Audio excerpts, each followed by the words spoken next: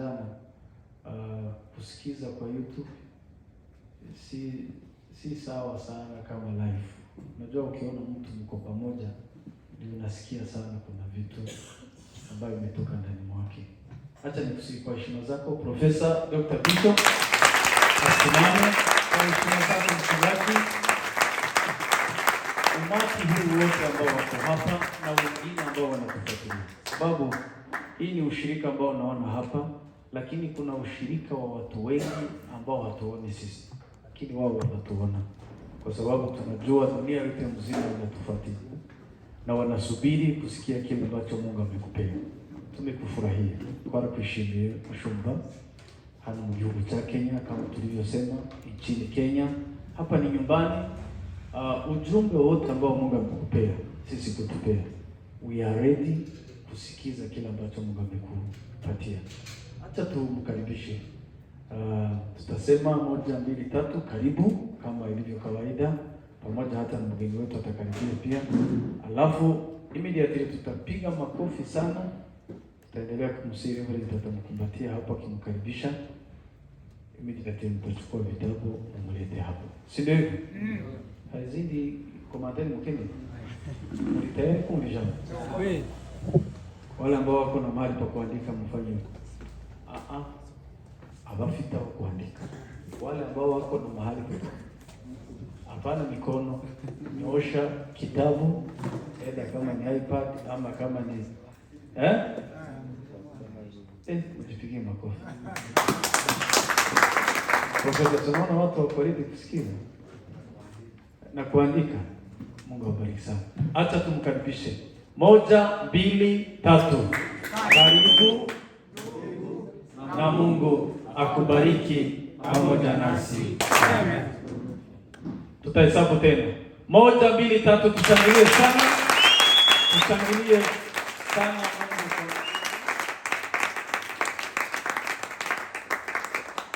Asante Profesa. Karibu sana. Karibu. Kombeza. Kiswahili yangu ni ngumu sana. Sio Kiswahili ya kisasa. Kiswahili ya Kenya. Wanasema Kiswahili kizaliwa Tanzania. Katika Kenya ikaugua. Ilipofika Kongo ikakufa. Sasa sijui kama umezika Rwanda, sijui. So, uranyihangane. Kiswahili kera isemanyi ni mugani wacu. Sijui kama kuna mtu ambaye atamsaidia ndugu ambaye tumekuja naye, kwa sababu yeye si hazungumzi lugha ambayo tunazungumza. Ya mchungaji atamsaidia. Na mbele na tunasema kwa lugha ambayo atasikia. Na shukuru kwa kuwa na Tom simjue sana, lakini nimejua leo kwa kupitia mchungaji wake Bishop Aloysius Rutivi wa House of Transformation, ambaye alimwambia awe karibu nami kwa siku chache. So nashukuru. I don't take it as for granted. I know your time. I know you have many other commitments. So availing yourself for these few days. It is a privilege for me to organize it, but God sees and He knows. Yeah. Ndashimira ubuyobozi bw'itorero n'ubuyobozi bw'abayumbe muri rusange, inshuti zanjye nyinshi, hari abo mbona hano, hari abo nzi, hari n'abo namenye hano. Twabanye ejo nimugoroba, dukomezanyije none umwanya mutoya tuza kuganira w'inyigisho n'umugisha uganya n'abantu bakeya ariko muri leadership. Yabwira abantu niba hari abantu ubuzima bwanjye bwagizeho impact muri iki gihe cy'umuhamagaro, n'abantu twabanye bya hafi, ari mu rugo, ari mu rusengero mu buryo bwegereye, cyangwa abantu twagiye tuganira umwe kuri umwe, bisubiremo umuntu twabanye mu rugo, umuntu twabanye bya hafi, abo twabanye mu kazi, cyangwa abo twagiye tuganira one by one. Ibi ntabwo ari njyewe gusa, na minisiteri ya Yesu niko imeze. Yesu yagaburiye ibihumbi, murabizi. Hari umunsi umwe babaze 5,000 badashizemo abagore, badashizemo abana. Yohereje 70, yahamagaye 12, ariko yabanye na 3 mu buryo bwihariye. So nimuza kureba 3, muraza gusanga ibyakozwe n'intumwa ari imirimo y'abantu nka 3 nyine muri abo ngabo.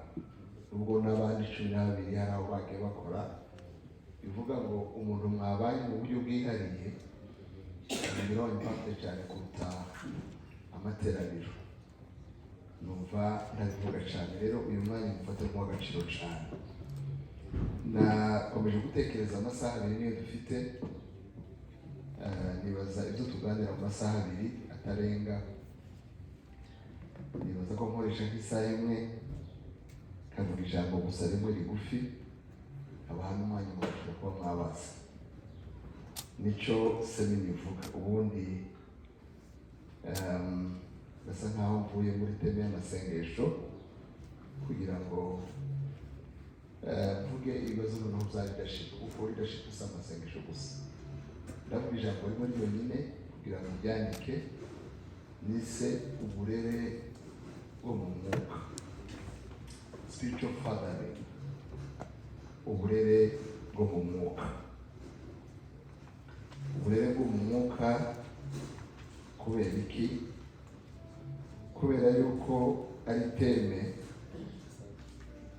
abantu bacu benshi bahamagawe batagize amahirwe yo gutegurwamo cyane. Impamvu mvuze ngo benshi ntibagize amahirwe yo gutegurwamo cyane, nuko nk'uko mubizi benshi bavukiye mu miryango y'abantu basenga, bakura batazi gutandukanya uburere busanzwe bwo mu muryango n'uburere busanzwe bwo mu itorero n'uburere bwo mu muhamagaro.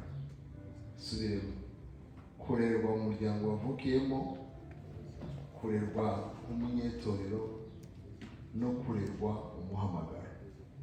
Ibyo bintu biratandukanye, nubwo bigira ahantu bigenda bihurira, cyane cyane mu miryango y'abakristo, kuko zimwe muri principe zikoreshwa hose zigiye gusa: uburyo turera abana bacu, uburyo turera abakristo, n'uburyo turera ba Timoteyo mu buryo bw'umuhamagaro.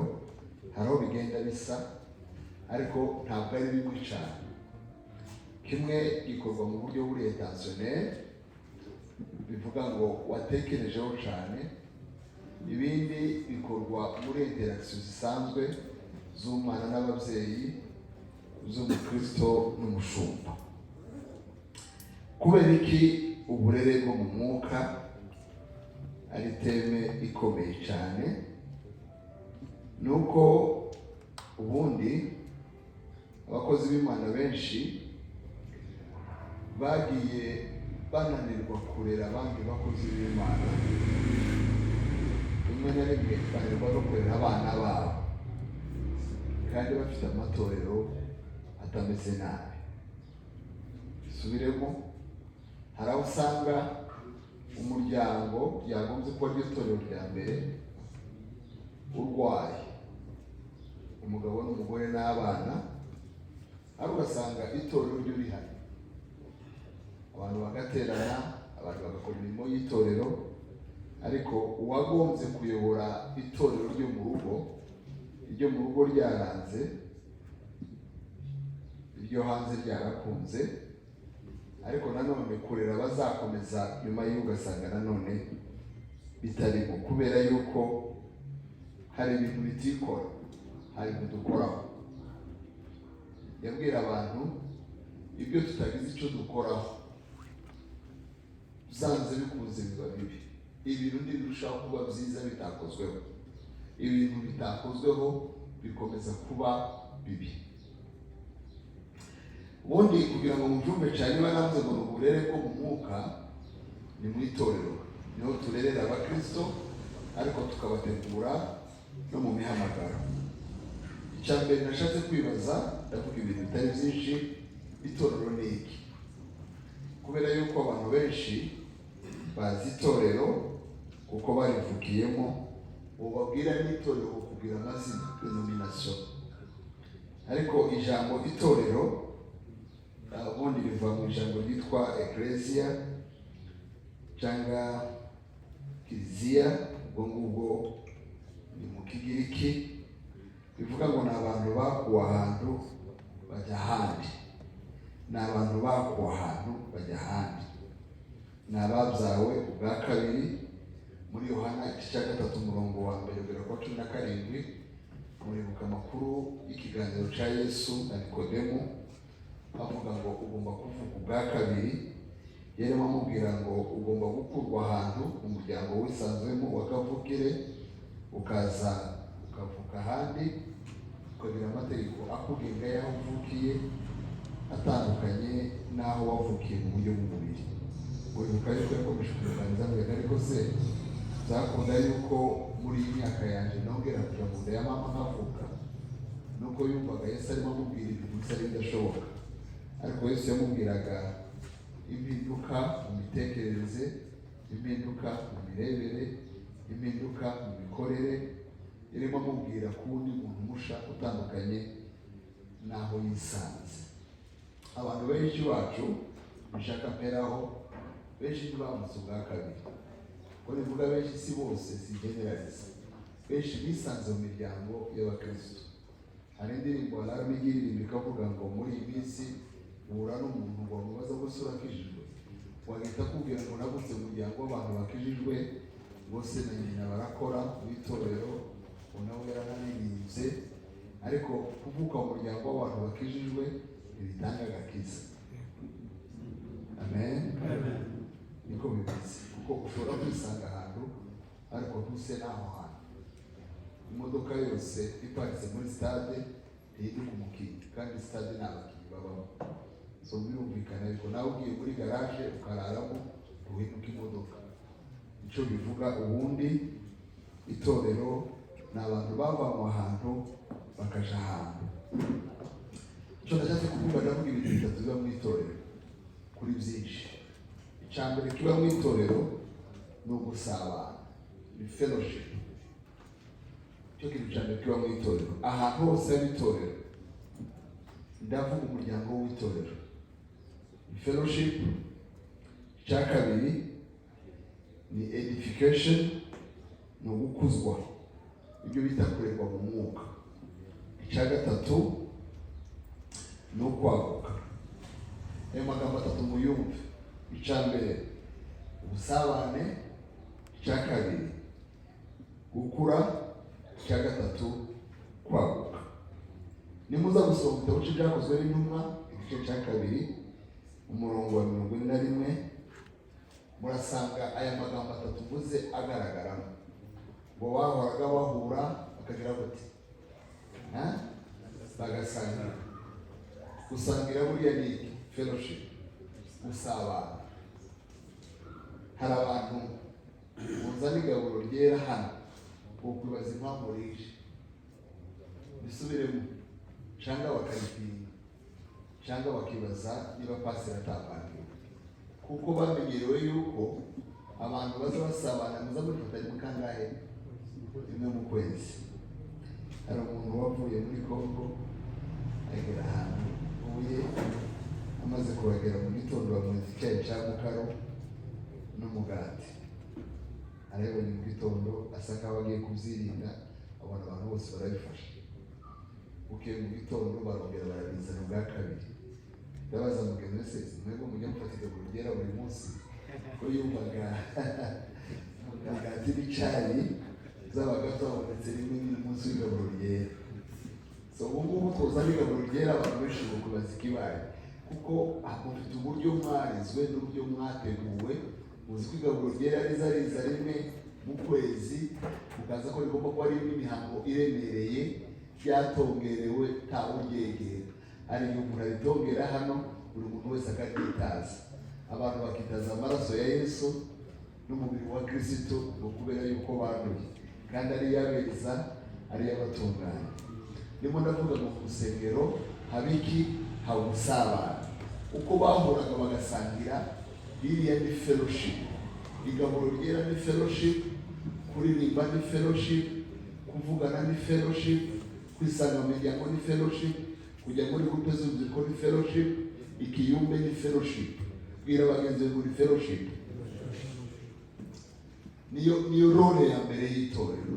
Ugeze mu rusengero ukabura fellowship, uba wagiye mu rusengero rutarimo.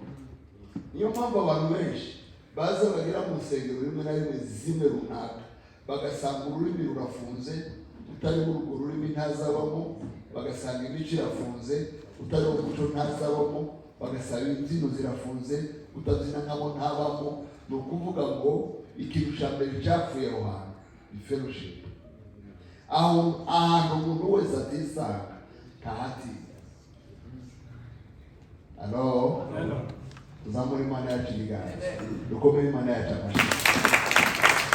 Iyo twubaka amatorero, ikintu cya mbere tugomba kwitwararika ni fellowship. Nuko hagomba kuba ari itorero umuntu wese ubijemo aryisangamo, nubwo atabyina nkamwe, nubwo atavuga ururimi rwanyu, nubwo mutavuye hamwe, agomba kuhagera akavuga ngo naje ndi urugingo ku mubiri. Niyo fellowship. Mugasangira, mugasabana, mukaganira, mwasohoka mukamusuhuza.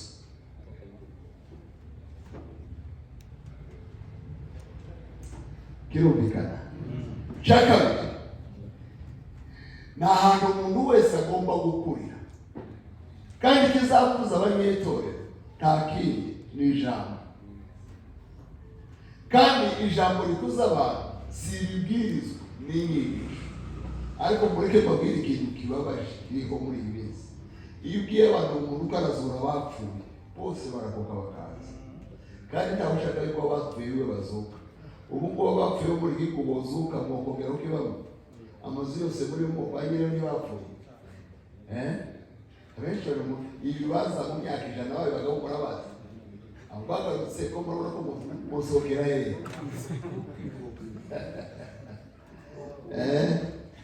Sinzi batumvikanye cyane. Ndimo ndavuga ngo nahazo hagaze itorero riri abantu mu myaka 120 na 200 na 500 abari bari bose gutya. Twese twabura kuvuga ngo dukeneye abazura bapfuye, dukeneye abahugura bari ko gupfa ni principe y'ubwami bw'Imana, niko bimeze, ni irembo. Tuvuze ngo hari umuntu wabuzura bapfuye uvuye nko muri Tanzania, ejo nageze ku kibuga nasanze kamera zose zazo rero ngo hari umuntu nyine gibe izo ngibyo. Bino muri ibihugu biracari iwacu ntibikiriho cyane, ibintu bitangaza n'ibintu byo guhinda byagiye bigabanuka. Bona bahabukanye n'uwonka nuki kubera iki? Kubera yuko abaguza ibitangaza. Ariko ubwiye abantu ngo bige. Itorero aho ryapfiriye nuko ribwirizwa ikabwirwa ibitangaza aho kwiga. Biravuga ngo bazamenya ukuri kuzababatura. Nta bantu bazaba bakomezwa n'ibitangaza. Bible ibitangaza sinzabezera, ibitangaza nibyo batizera. Ibitangaza ni ubutumwa dusohokana hanze, si ubutumwa tuzana mu rusengero. Ibitangaza Imana ibitangaza ni ukugira ngo dusore tujye kuzana abantu kuri Yesu. Na Yesu ndiye yazuye abantu bose, ntiyagaburiye abantu benshi, bandi yagaburiye bakeya nibari. Mu myaka 33 mworeba ibitangaza yakoze ko murabona birenze icyumweru kimwe, uwo bibara ku cyumweru wanditse zinshi sinzi ko bigira kuri 20-30. Yohana we yagize gusabira kandi n'umwe mu bigishwa be n'ibintu yanditse mu tonzo mu gatswe nayo bivuga ngo tiyakoze byinshi, nuko avuga ngo hariho n'ibindi bitangizwa, ariko ntiyakoraga ibitangaza buri munsi, ariko yahoraga yigisha, yahoraga asenga. Dukomere Imana yacu amashyi. Yarigishaga agasenga, nuko gukuza abantu ni intwari ikomeye. Je nagira amahirwe nkizwa niga muri kaminuza, namaze amezi 6 kora inyigisho bita uko bazita affaibissement, twigishwa n'abantu batwigisha inyigisho. Ijambo rya mbere bavuze ngo kuva none ubaye umukristo. Iyo umuntu abaye umukristo akora hari intambwe z'ubuzima bwa Kristo ukiga izo nyigisho. Nabonye icyo gihe no mu rusengero bwira ngo sinzi ko nabonye zirenzizo. Kubera ko iyo umuntu agikizwa niko yigishwa. Abantu rero bisanze mu nzu y'Imana, basanga basirimba, basanga babwirizwa, basanga batamba. Niyo mwigisha ahagurutse bajya muri telefone cyangwa bakarambirwa, kubera yuko ntibafite kapasite yo kumva inyigisho. Barereshejwe bambaye utuntu dutoya. Mu itorero haba icya kabiri edification, kurerwa. Icya gatatu ni ukwagura ubwaha, nicyo bita mission. Muzarebe amatorero afite mission mu bihugu makeya. Abantu benshi bazi kurundanya kuruta kohereza. Uzubwira itorero ry'abantu 1000 utaragira abavuga ubutumwa batuma misiyoneri batubohereje. N'abagiye bazaje mu matorero asanzwe ari mu bihugu byemerwa ko umuntu yakubita umwana hanze agashinga ihema. Mission kwabuka nibyo byabaga muri kiriya gitabo navuze cy'ibyakozwe n'umwa igice cya 2. Reka ne gutinda kuri ayo magambo. Naravuze ngo inshingano 3: gusabana, gukuzwa, kwagura ubwami bw'Imana. Niryo torero. Nimwe navuga uburere bwo mu mwuka. Nimuza kureba ibyo mvuze ku itorero, murasanga ari nazo biri mu kintu cyitwa umuryango. Ko ndavuga spiritual fathering, kurerwa mu mwuka. Kuri itorero rifite ibintu 3 bikomeye, niko n'umuryango ugira ibintu 3 bikomeye. Mvuga ikintu mbere yuko itorero ribaho muri Bibiliya habaje umuryango.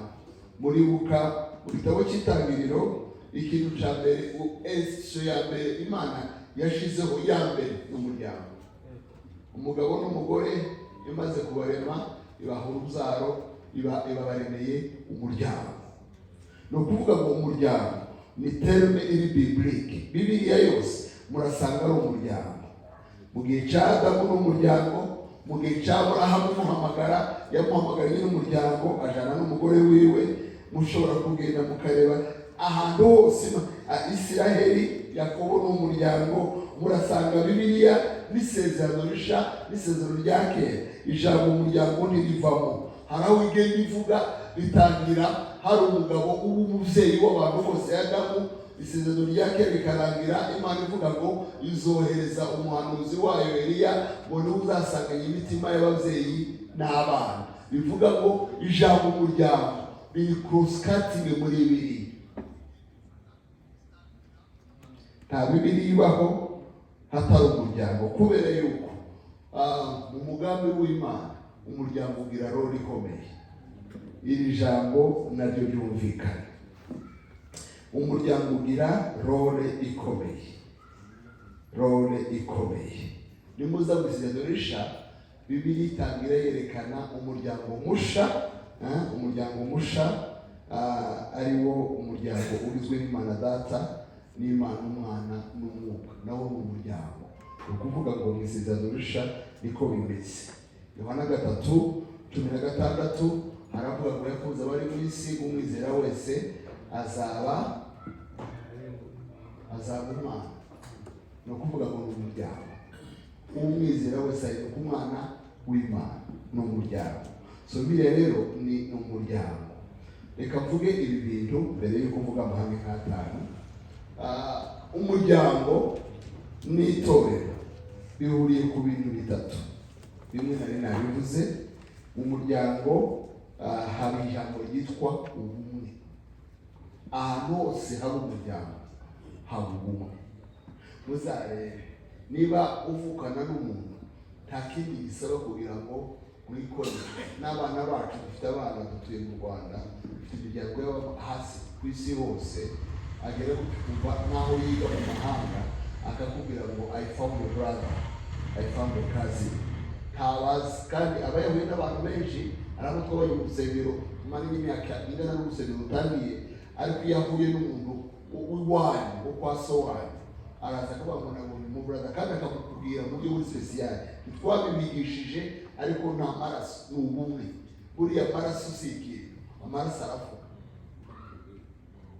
Hano turabona bakubwiye ngo uyu muntu muravukana, bakubwira amasano wumva ari aya hafi, ukajya udashaka kumuvaho. Abana bakaza se tuzabasura ryari, batabara kandi mubana n'abaturanyi baza bapepera cyangwa baza babona gusa bagenda. Bazi bwiriya zirimo abaturanyi ntibavugana ayandi makuru wabana. Mwese mufite abaturanyi mutavugana byinshi, ariko umuryango wanyu aho bari hose muraziranye. Uyu ni umuryango. Umuryango wose aho uvukaje ugira icyakabiri, uburere. Uretse ubumwe hari uburere. Uburere ni bivuga mu rundi rurimi, ni discipline. Ntimurabona bavuga ngo abana bo muri ya rugo ntibagira uburere. Ni ukuvuga ngo uwo muryango wakomeje ubumwe kuko ni mu maraso, ariko uburere ntibabwitayeho. Iyo batitaye ku burere, abana nyine bamera nk'abatararezwe. Buri muryango ubamo uburere. Icya gatatu kiba muri buri muryango ni ukugwira. Niyo mpamvu abasore bafite imyaka 22 ujya wumva umuntu aramuhamagara muri amera muri shyamba uko udashaka. Hari abari amaze gushaka. Sibyo ra? Kubera yuko hari ukugwira. Ayo magambo atatu: ubumwe, uburere, kwaguka. Kuko iyo umuntu atize gushaka, tujya tuvuga ngo yaciye umuryango. Nibyo. Hanyuma mu rusengero nari nababwiye ngo nabyo bintu bitatu birahari. Harimo fellowship, ubumwe no gusabana, hakabamo gukuzwa mu mwuka, nibwo bwa burere. Hanyuma hakabamo kwaguka, niyo mission, no kujya kuzana abatarakizwa tukabazana mu nzu y'Imana. Dukomere Imana yacu amashyi kuri. Ayo magambo atatu niyo uzasanga muri Bibiliya yose. Uburere, uburyo barera abana, uburyo barera intumwa. Matayo 28 umurongo wa 18 ugera kuri 20, naho ubutware bwose mugende muhindura abantu bose kuba bigishwa. Iyo ubahinduye, iyo uhinduye umuntu umuzanye mu muryango, iyo umuzanye mu muryango abaje muri bwa muntu. Sibyo? Abavuye hanze aje muri fellowship. Hanyuma nibagera mu bigeze gute, mubigisha. Tujya tubwiriza abantu bakaza, bagera mu rusengero ntitubigisha. Mubigisha. Hanyuma mubigishe, mubabwire ngo bagende, ngo dore ndi kumwe namwe kugeza ku mperuka y'isi. Hanyuma aravuga ngo muzane abantu babe mu muryango, mwubake ubumwe, bagire fellowship, ariko nimamara kugeramo mubarere, mubigishe, mugire amashuri ya theology, mugire amashuri ya discipleship, mugire amashuri ya leadership. Hanyuma abo balidazi mwateguye mwongere mubohereze. Abadukurikiye ku cyumweru mwabonye yuko twaronchize ishuri rya minisitiri tugiye gukora rizaba ari kaminuza. Turimo turafinaliza inyubako zaryo. Kimwe mu bintu byagezwe gutangira iriya shuri ni ukubona abantu dukoresha. Dufite abantu bafite imihamagaro, dufite abantu bagira impano, ariko tutatoshe. Ugasanga umuntu afite impano karemano, afite impano Imana yamuhaye, araririmba amateraniro yose agahaguruka, afata mikrofone abantu bose bakamwumva, arahanura bigasohora, bakora ibitangaza byinshi, ariko ntibareze. So ukuvuga ngo bariya abantu rero bakora imirimo idasanzwe kubera ko batareba, hari aho batazagera. Ko dushobora kugeza abantu aho utageze, dushobora gutanga icyo udafite.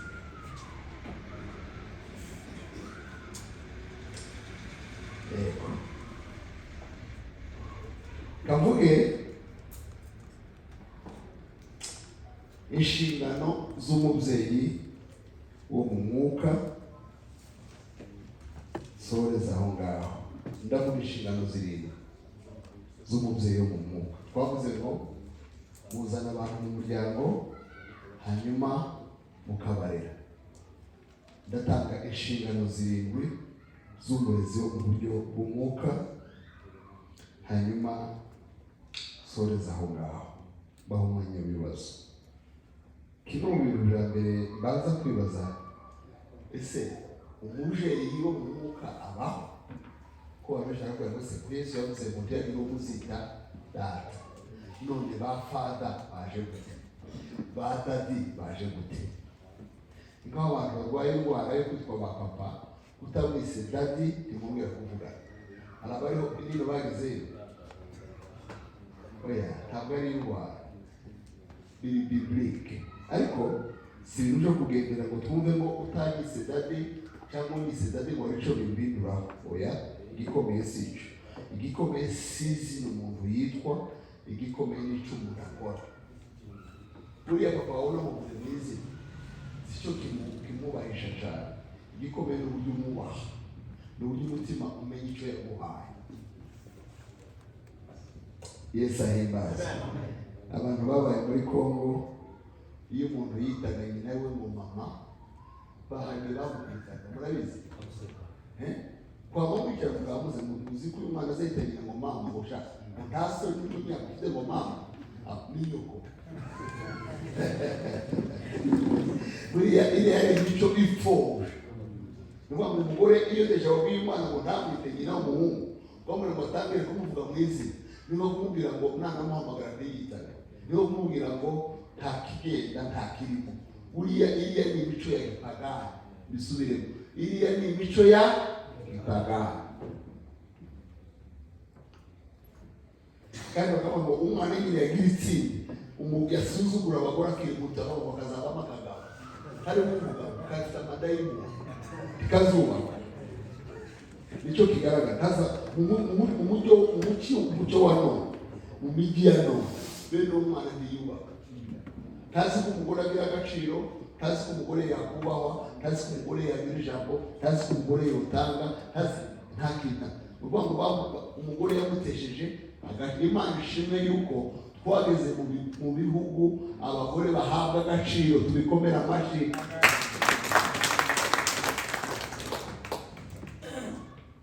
Ego umubyeyi w'umwuka arahari. Ni uwuhe?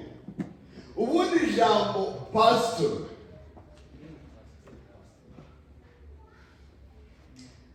niryo jambo padiri. Mwari muzi ko ari abantu bazi ngo padiri ni umuntu utarashatse, kera zapfuye. Padere ni fada, ni pere. Na tuna ngo pere runaka uko ni padiri, ni fada, ni pastor, ni umushumba. Ego ayo magambo yose namwe abantu hamwe. It's somebody who provide, it's somebody who gives life, it's somebody who protect. Harigenda nyigisha abapapa. Ubundi umupapa afite ibintu nka bitanu. Icambere n'umugiva, ni utanga ubuzima. Icakabiri ni umuprotector, ni uprotecting. Icakatatu ni umumenta, ni ubutozi. Icakane ni umupriest, ni umutanzi. Icakatanu ni umuprofet.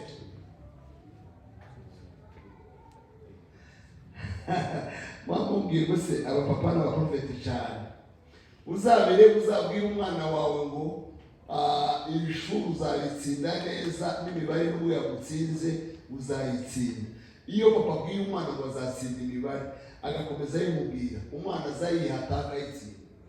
Iyo papa abwiye umwana ngo ntacyo uzigezaho, biragwegera ngo umwana azahinduke. Ni ukuvuga ngo papa aba yamwishe mu bwonko. Abantu uzi si abantu batubwira ngo uzaba oya, abantu uzi n'abatwemfuransa mu buryo bwiza. Ugomba kuba umuhanuzi w'urugo rwawe, ukaba umuhanuzi w'abana bawe. Ibintu byinshi abantu benshi ni uko abana bagira abahanuzi babo, bakamubwira ngo basoni babe musoni mubi wikure izina ryiwe nyuko ni mubi widekonekite, ni ukuvuga ngo kuramwica mu bwonko. Iyo Kamaro urugero rwiza muri bibiri, hari umugore wasamye agiye kubyara, yari yababaye cyane, umwana amwita Benoni, muramuzi? Nanze kuvuga izina n'ibisobanuro. Isaramureba aramwambaya, ntabwo witwa Benoni, witwa Benyamini. Benyamini bivuga ngo umwana wanje ukuboko kwanje kw'iburyo. Ni ukuvuga ngo ise hariya Yakobo yarahanuye ibyo ubwiye umwana ko azaba arabiba. Uburyo bwa mbere ureramo umwana ni ukumuhanurira. Niwe muhanuzi w'abana bawe, niwe muhanuzi w'abakristo bawe, niwe muhanuzi w'abantu utoza. Iyo ureze umwana waje afite impano idasobanutse ukamubwira ngo uri mu kuva muri gare, ariko ejo uzajya muri gare, ntushoboye gucuranga, ejo uzacuranga, ntushoboye guhagarara imbere y'abantu, ejo uzabahagarara imbere, ntushoboye kwiga. Ntimurabona amatorero amwe abantu bageramo nta mpano bagira, bahagera impano zigapfa. Kubera iki? Kubera yuko bafite leaders bari prophetic, bafite leaders baba mentors, bafite leaders babona ikiri mu muntu. Umubyeyi ikintu cya mbere akora ni ukumenya ikiri mu muntu, ni ukumenya ikiri mu mwana. Kirumvikanye? Hari aho umuntu azava yaje n'ahandi n'icyari kimurimo kigashira, bakamuca intege, yagira ngo aravuga bakamubwira ko adashoboye, bikarangira. Inshingano zirindwi. Iya mbere, hagati y'umubyeyi n'umwana haba isezerano. To belong, I call it a belonging promise, covenant. Umubyeyi n'umwana hagomba kuba kwemera ngo yuko umwe ari umubyeyi undi ari umwana. Urerwa mu mwuka agomba kwemera yuko arerwa, umurera nawe agomba kumva yuko ari umubyeyi wiwe. Uburyo iyo n'urerwa yacitse intege, umurera we adacika intege. Nimushaka murebe ingero zinshi zo muri Bibiliya, nibwo gufatanye musanga muri Bibiliya kubwa Yonatani na Dawidi. Murabona Yonatani na Dawidi, buriya muzi yuko Yonatani yareraga Dawidi, nubwo yari inshuti yiwe, niwe wamubwiraga ngo nyura ahangaha, aha baraguhiga, kuko Dawidi yari umunyempano udasanzwe. Yararirimbaga indwara zigakira, murabizi, yaracurangaga, ariko yari umwana wo mu cyaro utarabaye mu bwami, yaravuye mu ntama. Umunsi wa mbere yageze mu mujyi, n'umunsi agera kwa Sawuli. Ageze kwa Sawuli yari umwana w'umuhanzi, yari azi no gukaraba, yakarabaga gwace, yari azi gusokoza, yari azi kuzambara, yari azi kubigendera. Yonatani atangira kumutoza ngo ibwami nuko abantu bazabamo. Abatoza bacu bo mw'isi y'umwuka bazatubwira ngo iyo umuntu avuye hanze, dore uko umuntu azagenda mu nzu y'ubwami, dore uko umukristo azamera, dore uko umushumba azayitwara, dore uko umuntu uzavuga azayitwara, dore uko umurimo azayitwara. Uwo muntu niwo muntu wa mbere mugira isezerano ryo kubwizanya ukuri. Yesu ahimbazwe. Muribuka amakuru ya Naomi na Rusi, ubwo ni ugufatanya. Muribuka amakuru ya Eliya na Elisa. Navuze ko ikintu cya mbere bagomba kuba bafitanye ni isezerano ryo gufatanya.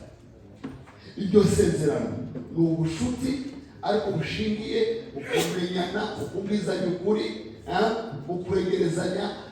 Ibyo utabwira undi urabimubwira, kubera yuko ni umwana. Muzarebe umwana na se, nta kintu abana baje notinya kubabwira, nta n'ikintu abana baje notinya kumbwira. Buriya n'abana b'abayobozi banyu, kuko umuyobozi wanyu wa hano mu rugo n'abana, iyo bahise bazamenya ngo daddy, this is not, this is it. Iki nicyo, iki sicyo. Icya kabiri, umubyeyi n'umwana rero niwe umwerekera, yita modeling, niwe role model. Muzabaza abana batoya bose bose, who is your role model? Azahita abwira ngo dad. Muri twe kujya bigenda ngo dad namwitara, karamwerekera kumwitara. dadi niba azakubita nyina kandi amugisha gukubita nyina, dadi niba azatomboka. Mujya mbona harimo umwana avuga ngo mbona ubwira ufite papa ararakara, ni ukuvuga ngo isi amaze iminsi akoresha kurakara. Muzi mwetereze papa atarakara, mubwire ufite papa atarakara, ni ukuvuga ngo ikintu abana bandi ni uko papa ari umunyaburakari. Cyo ni kimwe. Kandi tumudenginga abana bacu twavuze cyangwa tutavuze. Ibyo abana bacu batwigiraho si byo twababwiye cyane, ni uburyo twitwaye mu bihe bitandukanye.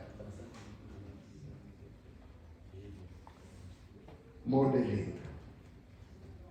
Kurera mu mwuka ntabwo ari amategeko utanga, ntabwo ari amabwiriza cyane, ni uburyo uca bugufi werekera umuntu, ni uburyo ugwa neza. Ni uburyo akubonamo.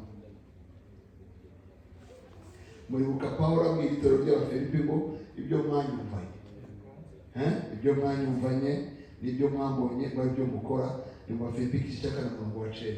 Yarimo ababwira ngo kurya nakoraga byari byose ibyo mwumvaga avuga narimo mbatoza. I was your model. Bivuga ngo Abafilipi nabo nibyo bamwigiyeho. Role ya kabiri modeling. Kivuga aya magambo kumba yambira abayumva nuko turi kuri mutandao.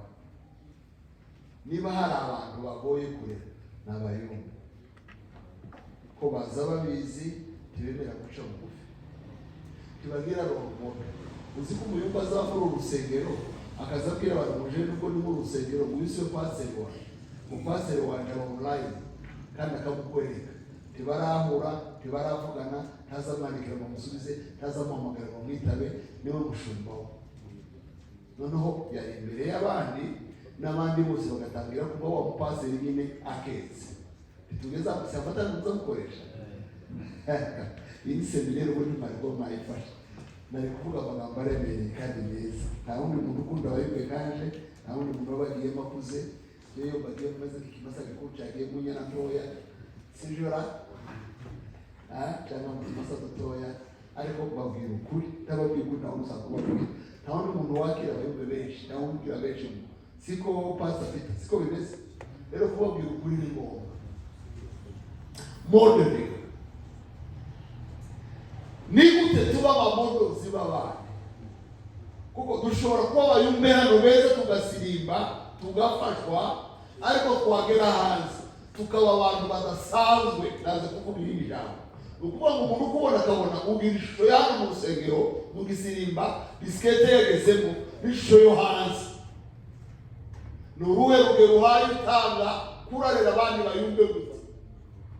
Kurarira abashumba gute?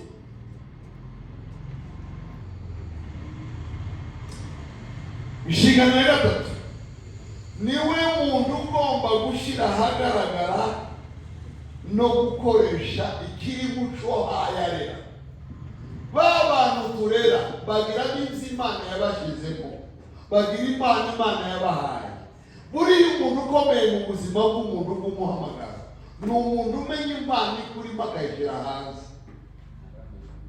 Abantu benshi bafite impano zabashyiriyemo, benshi bazazijyana mu mva kubera yuko babuze umuntu womenya ko banayigira. Hello? Tuzakora Imana yacu ibiganza, dukomere Imana yacu amashyi. Wa muntu uzamenya kugira impano, wa muntu uzaguha mikrofone bwa mbere, wa muntu uzaguha amateraniro ngo uyayobore, wa muntu uzaguha mikrofone ngo ubwirize, wa muntu uzaguha keyboard ngo uyicurange, wa muntu uzaguha kamera ngo ufilme. Hari abantu benshi bafite impano babuze umuntu batwikura gusa. Muzi ko Samuel ahamagarwa, Samuel mbere y'uko avuka, ndaza kumugarukaho nimugoroba. Samuel buriya yavuye mu isengesho rizira ubuziranenge. Hana ntigeze asaba ibintu yatekereje, nubwo yari afite ikibazo cy'umwana. Hana yasabye ibintu mu mutima w'Imana. Ejo sinabwo mu isengesho ryiza ritangira mu mutima w'Imana, rigasoreza ku ntebe y'Imana. Ndabigarukaho nimugoroba. Yari yaravuzwe birekeye ndabigarukaho, yari yarahanuwe aravuka, avuka mu gihe bene Eli bitwara nabi, naze kubavuga. Avuka igihe Eli nawe amaze kuba impumyi, akuze ashaje, hanyuma Imana imuhamagaye ikenera kongera gukoresha Eli utakibona ngo amutwikure, kuko nta muntu wigeze kwitwikura. Umuntu wenyine Imana yatwikuriye yonyine ni Mose. Niwe yatwikururiye mu bihuru ushaka umurimo. Abandi bakozi Imana bose muzabona mu isi, hari abantu baba habe na Yesu umwana w'Imana zasaze yuko Yohana umubatiza aza kumutwikura. Siko bimeze ba? Atuka nkariya abantu bayobona umunazareti, bayobona umuntu wahandi nyine handi hatabi byiza. Yohana aravuga ngo uriya muntu uje kasaba, baramubwira ngo kubera kadasanzwe, umwana w'intama w'Imana ukuraho ibyaha bari mu isi. Abantu baravuze ibyo wayivuga ni ibiki? Atangira kubabwira amakuru yose mu butayu. Siko bimeze? Aravuga ngo jewe sinshobora gupfundura imishumi y'ingwe. Arimo aramuvuga, bakomeje kumubaza se ninde tubwire, niwe wagombaga kuza. Arimo aravuga amakuru menshi, aravuga ngo umugeni asanga niwe muko. Yarimo avuga ati uriya muntu wayuza, yarimo atwikura minisiteri ya Yesu. Murumva niba minisiteri ya Yesu yarakeneye gutwikura, Yohana Umubatiza akaza ayindeguza. Niba minisiteri ya Samweli zarabaye ngombwa yuko Imana yamuhamagara kandi yayumvise, agasubira akaja kubaza se urampamagaye Eli akamubwira ngo singuhamagaye, subirayo uryame, kuko Eli yari atumva ijwi ry'Imana. Yasubiye kuryama, ijwi rikongera rikaza kuri Samweli, kuko Eli nawe ndatumva. Byagera kuri Samweli akavuga ngo urampamagaye, noya ongera uryame rwose sinaguhamagaye. Ku bwa gatatu aramubwira ngo niyongera kukubwira, niko yamenye yuko ari Imana yongeye kuvuga, tuvuge ngo ndahari. Kubera iki? Kubera yuko umuntu wese Imana izakoresha ikenera umuntu uzamutwikura.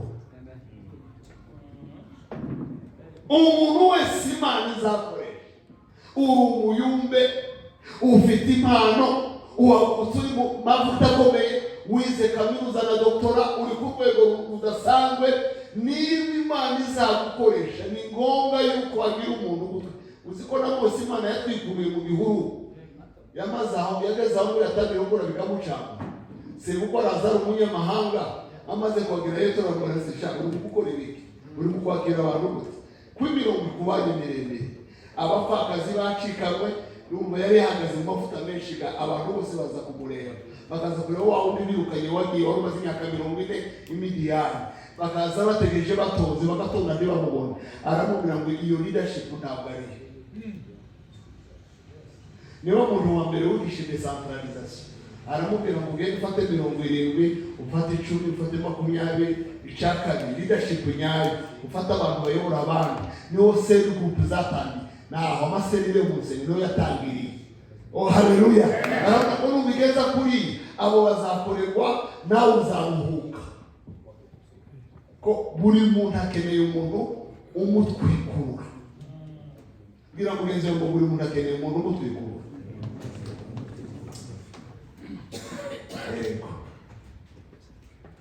Kandi ukutugura bakomeye mu buzima. Timwibuka yuko na Yesu yageze aho baramubwira ngo hari umuntu wayibaza bagiye kwica ngo uvuga amakuru yiwe, niwe wagombaga kuza cyangwa se wowe cyakabiri ko bagiye kumwica kandi yarakubuze. Araha yatubwiye ngo dusubize, aravuga ngo ngene mubwire ibyo mwumvise, mubwire ko bipanga tw'ibyumva, mubwire ko impumyi zihumuka, mubwire ko ubwami bw'Imana bwawe bubwirwa abakene, ngo hayibuzanye bitazakigusha, ngo berekereyo bagiye kumubwira yamabahindukira n'aba banabigisha. Baravuga ati mu bantu bazawe n'abagore nta muntu ukomeye nka Yohana Umubatiza. Ni ukubera iki? Niwe watwikuriye minisiteri yiwe.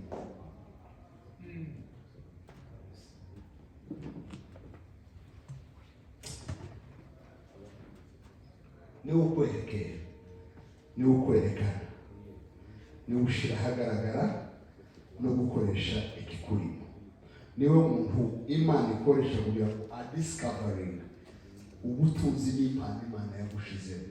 Imana nitanga impano, ariko abareba impano ni abantu. Ayubu shuro nyinshi mugira impano zirenze n'ibijumba bayo, ariko se ni kangahe mwemera kurema? Dushobora kurera abandi utararezwe.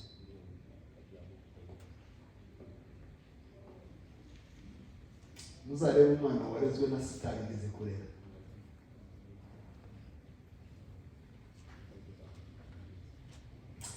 Cyakane, niwe muntu wakuraje, ukomeza, wahayanya. Encouraging is the only person who can encourage the one he's mentoring. Niwe wenyine ukwankuraje. Andaje mu bantu bafana Man U n'abafana Arsenal niho mujumba cyane. Muzi ko tujya dukurikira Man U baye bakina, abakinnyi bamwe tukaba amakatero koko umukino asubiramo hari ikipe sinongera kwifata. Sibogeze kubera yuko umukinnyi yakoze amakosa akomeye, yawushije penalty, yangiye gucenga kandi bamuha umupira ari wenyine wa gutsinda, ariko waje kuruka mu mabiti utahabugabiyemo. Ni ukuvuga twese twamuteye amabuye, ariko koca we aramwihanganiye. Kadukomere Imana bashi. Buriya mujye muri abatoza b'abantu, mumenye amakuru yabo. Ubu abatoza bababwira amakuru bagira kubo batozaga. Gusa amakuru meza ariho yuko social media itangiye kuza nonega, ubu ngubu dutoza ubu ngubu tukibahishira kuko ari gukoza gutya social media ikabira gatoya ikamba ikazengurutsa. Social media zaje kwica abantu, zaje kwica n'imyamagaro. Umuntu yakora ikosa rimwe utagize amahirwe kubona umuntu wongera kukuramira, ubupfuye. Bisubiremo. Abashumba muzamubona bari hano batambukana bameze neza gutangira ubuhamya, mubona amakosa bakoraga mu gihe cyabo, nubwo gusa atabaga YouTube. Bari gukora ntibaba bahagarara hano. Cyumvikanye. Hari abantu babakurajije barababwira ngo uno munsi urasa nk'uwatsinzwe, ariko ejo uzatsinda. Ubundi umushumba wawe, umutoza wawe aba ameze nka kwa kundi mujya kubona koci iyo iminota igiye kurangira aza ava ahantu yari yicaye akamanuka akaza yongora akaza ihute iruke gerageza winu hagana hariya. Mujya kubona ko babigeza niko abakoci bacu bameze muhamagara. Abakwegereye kuko iyo ukoze amakosa murayasangira, iyo userebure muraserebura mwene, niyo utamenya yuko yaguserebure uwo baserebura. Kuko success y'uwo watoje ni success y'umutoza. Nguko n'ukuvuga wera azabigenza mu ndege zacu, azakomera kudukomera amashi akavuga ngo waguye none ejo uzazuka, wananiwe none ejo uzabishobora, wananiwe kubwiriza none ejo uzabwiriza neza. Ntabona ikibwiriza cyacu cya none, abona n'ikibwiriza cyacu cy'ejo. Ntabona kunanirwa kwa none, abona isinzi y'ejo. Dukomere data amashi menshi. Abatoza barakwakuraje abandi bose ari ubushanege. Azahagararana n'uwo arera mu bihe bitoroshe, mu bihe byiza n'ibitari byiza. Abakoca benshi buriya twebwe tumenye ko ikipe yatsinzwe, wakomezanya n'abatsinzwe no muri vestiaire akabakuraje, akabaganiriza, akababwira ngo mwatsinzwe none ariko ntimwatsinzwe burundu, ejo muzatsinda. Cya gatanu ni umutoza aratraining. Afata urerwa akamushyiramo imbaraga zose, ashyiramo amafaranga, ashyiramo umwanya, ashyiramo impano, ashyiramo amagambo. Ni umutoza. Bayumve inshuti zacu, abantu benshi tibemera gutoza. Uretse ko bwegera kugira ngo kwakuraje ari igihe umuyumba akora amakosa mukaganira ukamufasha, ariko wagera ahantu ho gutoza rwo muramwakuraje, hagera ho gutoza mugatandukana. Iyo utangiye kumutoza arakubwira ngo urabizi. Abantu benshi tibari teachability ni ability y'umuntu yo kwiga. nta muntu wo umudokiteri atarize. N'uwo umuntu wavuze ngo umudokiteri cyangwa umuprofesa, buriya ni muzajya mu bavuze ngo runaka ni professor ni doctor, ujye umenya yuko yize guca bugufi cyane. Kuko abana banze guca bugufi byo barangije primaire. Uzi ko abana bari bafite parime ya kutakoreka akamamo imyoza agatukana akaja kuragirika. Benshi mubona baragirika batarangije primaire nuko akagutoza. Ntibemera gukosora. Benshi mubona bageze kure nuko bemera gutoza gukosora. So, training, teachability. Uburere bwo mu mwuka burasaba ko dutoza abantu. Nta handi hantu dukeneye kurera nko mu Kiyumbe no mu matorero ya bene wacu. Ko umuntu wese ufite impano, iyi mikrofone yamaze abantu, afata mikrofone bamukomera amashyi akabigitangaza. Yacurangaga padi, namenye padi, mukomera amashyi namenye padi. Ntazi note n'imwe, ntiyize muzike, ntiwumvira solfeje ngo yumve, ariko afite agapadi amuherukya ku mitwe yose ikanega, yanega akaba bigitangaza ngo hari padi yagize n'iki kiri tacu. Ahubwo ako gapadi kagombye gutuma ukoresha iyo faveri ugaca bugufi bakakwigisha, ukamenya no gucuranga. Uzi ko hari abantu ukuyemo injyana, uwa keyboard idafite injyana akawutwa naje. Wose nababwiye abacuranga, ariko ndasibabwiye ukuri. None niba udashobora gucuranga keyboard idafite injyana, ni ukuvuga ngo wowe ni injyana ikujyana nyine. You driven, you don't drive.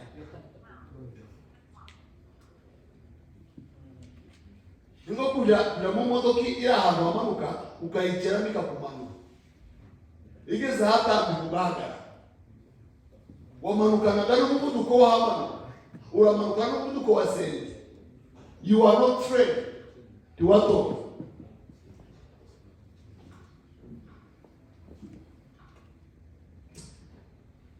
Shagatandatu.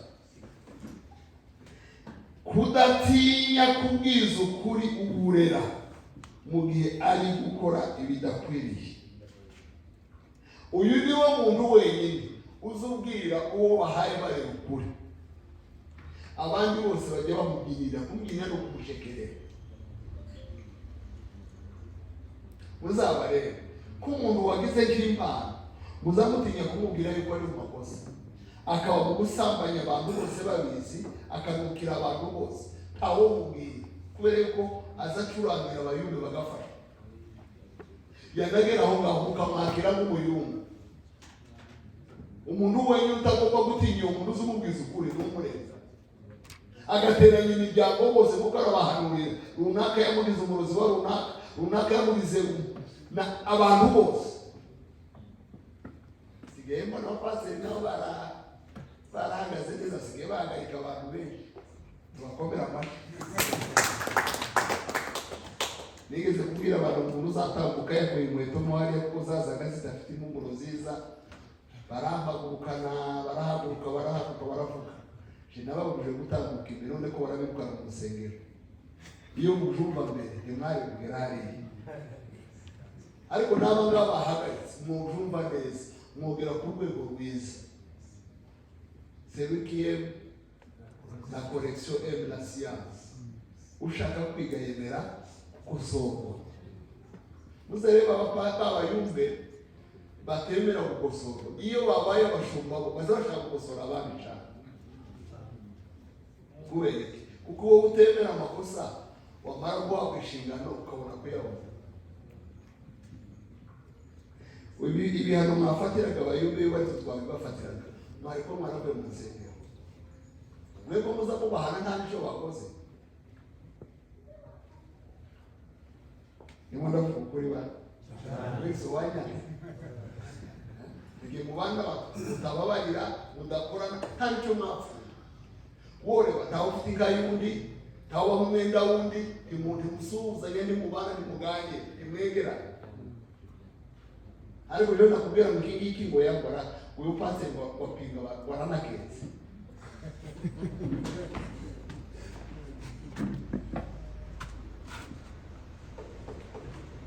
Agomba kuba ari we muntu ugukonfronta n'ibyo mu mayimvuga ni ukubwira ibidakwiye, we nta gutinya ku bandi, uri umuntu ukomeye, kuri uri umwana. Kuri uri umwana. Yabwira abantu nta muntu uruta umushumba. Umushumba niwe muntu urera abantu bose, niwe urera n'impano zose, niwe urera abapotre, niwe urera abahanuzi, niwe urera abigisha. N'uwari usuzuguye umushumba, wasuzuguye urwego rukomeye mu isi. Mwamwise buriya mwariko mwakomye amajwi. Nta muntu urenze umushumba, kuko ya myamagaro ko ari itanu Imana yayizanye mu rusengero iyigira umubiri, imaze kuyigira umubiri ibitse umushumba. Iravuga ngo urere imihamagaro yose. Abazaba ba apotre baribona abashumba nibo wabohereza. Ubundi apotre ni iki? Ni missionnaire. Full stop. Ni church planter. Nuja gutangiza amatorero, ariko agiye kuyatangiza yoherejwe n'itorero. Cyabaye ikibazo nuko usanga umuntu yarabaye apotre atagira n'itorero na rimwe, atoherejwe n'itorero. Niba ari apotre udafite itorero, hari ibyamwohereje, ni umumisiyoneri, ni apostolic missionary, ni byiza, nta gisanazo. Ni muri ya generation yo kwamuka. Niba ari apotre ufite amatorero, agiye kuyatangiza, arayabashumba bagenda bayareba, nawe afite ahari. Kirumvikanye? Wowe umumagaro mwiza cyane no gutangiza amatorero, tuwukomera amashyi menshi. Niba ari umuhanuzi afite umushumba, uziko ari igihe mu kiyumbe cya kera kitari icubu, kitari cyahagara, abantu barasengaga batangira guhanura, pasiteri yaza bagaceceka. Ibibahora haza undi muntu bagaceceka, waje umuntu w'umunebwe bagaceceka. Niyo ubuhanuzi bwaje gutinya abanebwe ntiburiho. Nimwosengana nawe barabagatira. Niba imbaraga zanyu zitohagarara n'umuntu, niba mufite imbaraga umuntu azakagatira, sizimana. Imbaraga z'Imana ntizigatirwa, ntizimirwa, ntawe uzihagarara imbere. Mukomere Imana yacu amashyi. Muzaba imbaraga, umwuka wera nabamanukira, muzaba abahamya, muzaba i Yerusalemu, muzaba i Yudaya, muzagera i Samariya, muzagera ku mpera y'isi. Turi abagabo, turakomeye, ntidutsindwa, ntitwimirwa, ntawe uduhagarara imbere. Umuntu w'umukecuru wisaziye uhagarara bigoranye, nguriye no hagati y'amateraniro, muri abahe. Niba kuko uwo muntu yogatira amateraniro ntayaraka,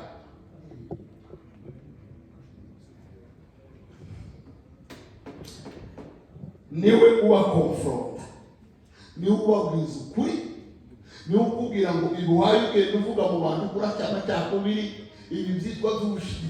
Simvuze ngo ubushamburizi ni bubi, ariko nta ntuzi minisiteri yo gushamburi, ntayenzi muri biri muyinyere. Kuko ndababwira ngo saa ntuzi abantu bandi babaye abantu ngo batabara abandi, ibo si nibaza batabarwa abandi. Kuko urumva ni abantu babaye ngo nabo gutabara abandi.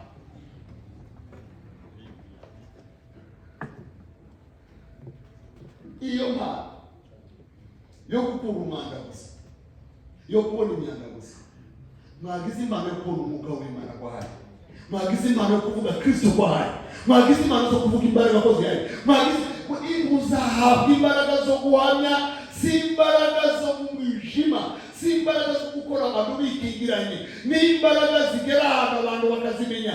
Mwibuka itorero rya mbere aho bageze bavuga ngo abakristo bahageze, babandi bahinduye abandi, nino barahageze kubera imbaraga bagiye